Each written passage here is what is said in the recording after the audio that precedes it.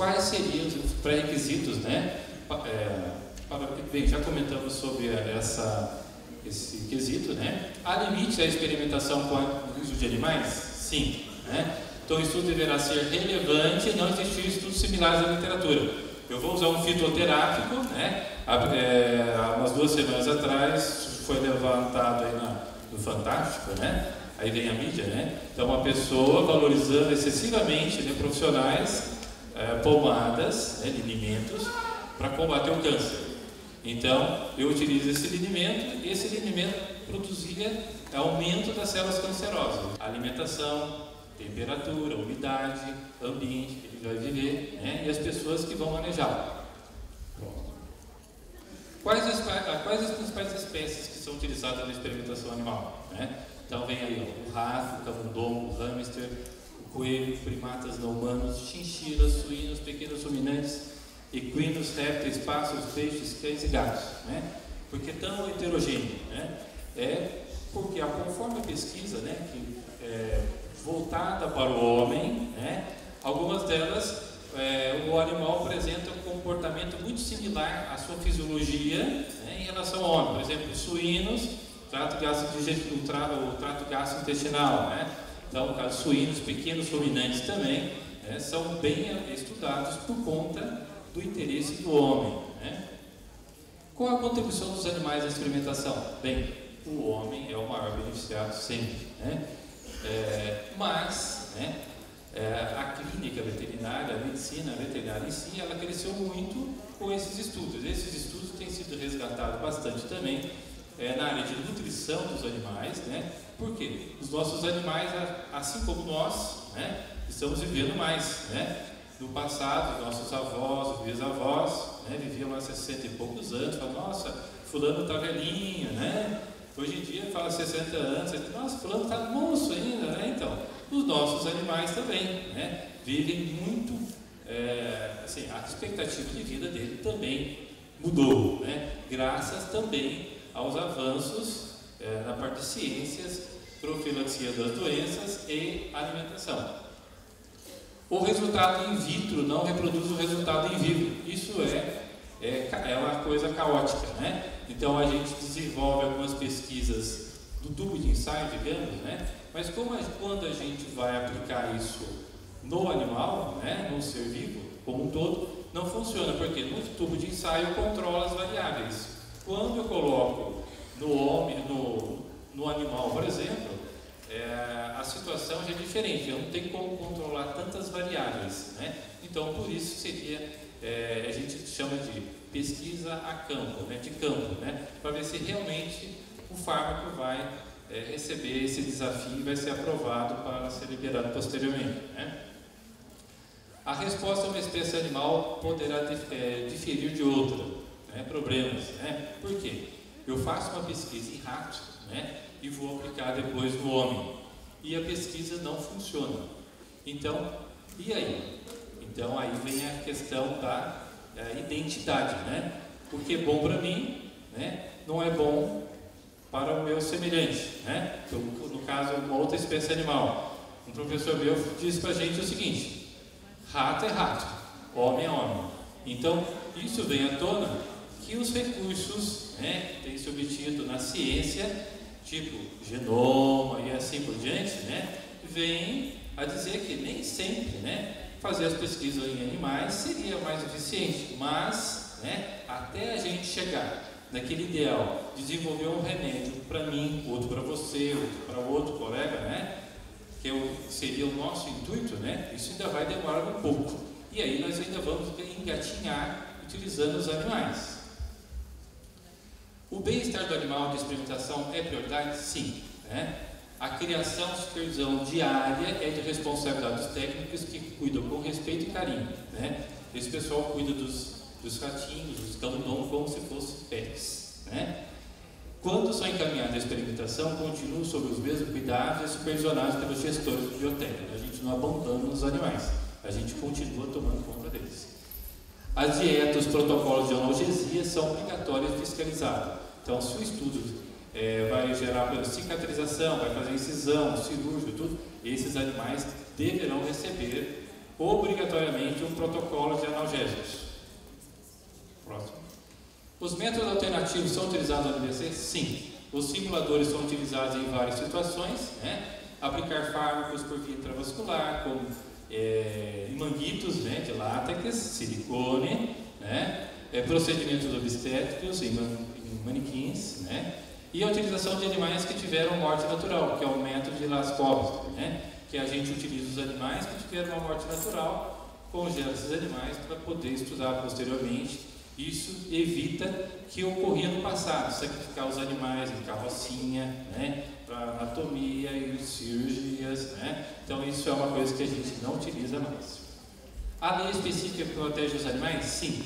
Lei de crimes ambientais, né? De 1998, né? Praticar atos de abuso e maus tratos, ferir ou mutilar animais silvestres, domésticos ou domesticados, nativos ou exóticos. Isso é crime. Então, diz várias, né? Detenção, multas, né? Mas isso aí só está tendo um impacto e essas leis estão sendo corrigidas porque elas estão obsoletas também por conta dos recursos das mídias que estão disponíveis hoje, né? Porque todos nós somos um olho, né? Esse óculos de Medellín que fiscalizamos tudo que a gente vê que nos contraria, a gente vai lá e faz uma denúncia. Isso aí, quem cresce, né? É a nossa natureza, né? Próxima. Então essas leis, né? Elas geram multas que ainda elas são um pouco insignificantes pelo prejuízo que elas geram, né? Mas foi um ponto de partida e elas estão sendo modificadas, né? Quais os aspectos éticos, né, que são analisados pelo comitê? Validade do estudo, comprometimento do pesquisador com o estudo, né? O que a gente não quer é que o pesquisador, né, o aluno principalmente, vá lá pegar dados, né, apenas, né? Isso com sacrifício de animais, isso aí é uma coisa constrangedora. Coerência da metodologia, né? O estudo é relevante para o homem, né? O estudo é relevante para o animal? Compromete a constituição do animal? São coisas que a gente avalia. Sugestões para consulta, né? As leis disponíveis que são aplicadas em animais, que você quiser consultar, né? O COBEA, Colégio Brasileiro de Experimentação Animais, né? A Lei de Crimes Ambientais, ainda de 98, que está sendo corrigida, né? É uma sugestão, né? Para você ver, né? E poder criticar também. E as dúvidas podem ser encaminhadas pelo Comitê de Ética, né? Para o meu e-mail, pauloferreira@abc, e as reuniões são realizadas toda última quinta-feira do mês, né? Com a participação de nossa comunidade civil aqui.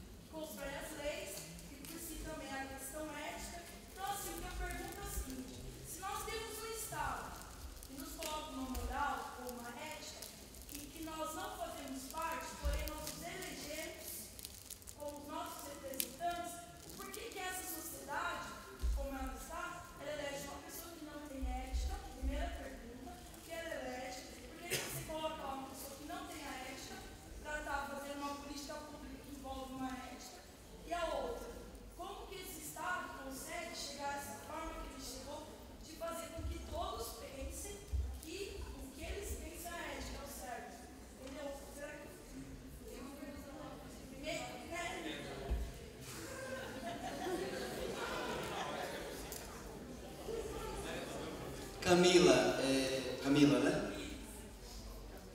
Que bom que você...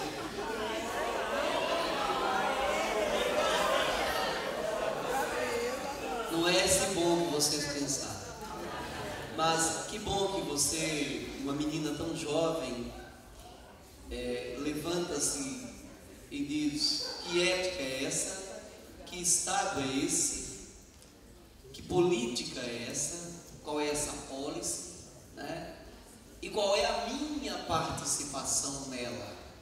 Eu acho que isso responde uma série de coisas, né? Primeiro, que tem muita gente que costuma dizer que a juventude não está nem aí para o bonde da carruagem. E você mostra que isso não é verdadeiro, né? Agora eu vou tentar te responder, se possível. Primeiro, eu vou voltar no velho Rousseau. E Rousseau vai criar, por exemplo, uma obra chamada O Contrato Social. E nessa obra ele vai dizer um negócio muito interessante, Camila. Ele vai dizer: quando um povo